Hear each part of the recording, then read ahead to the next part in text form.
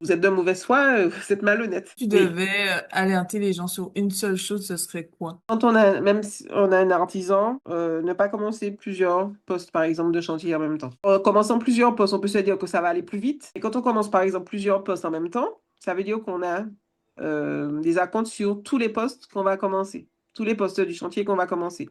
Si on commence le carrelage, le faux plafond en même temps, par exemple, il faudra faire un acompte sur le faux plafond et un acompte sur le carrelage. Et ça veut dire qu'on a déjà dépensé, en fait, essayer de gérer les acomptes avec parcimonie, justement, pour éviter qu'on en fasse trop et qu'on ait trop à perdre si jamais le chantier est à l'abandon. Alors, je pense que ça fait perdre plus de temps parce que si ça veut dire qu'il faut attendre que le faux plafond soit commencé, par exemple, moi, je parle de mon cas, hein.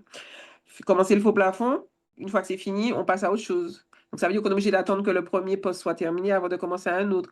Ou trouver un système pour, je sais pas, peut-être acheter les matériaux et ne payer que quand ils ont fait la pause, par Ouais, exemple. je Ce vois ce que serait tu veux peut-être dire. une solution. J'ai pensé à ça aussi.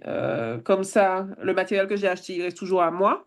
Mhm. Et l'artisan, je ne le paye que quand Il il manque a la fait sa main-d'œuvre. main-d'œuvre.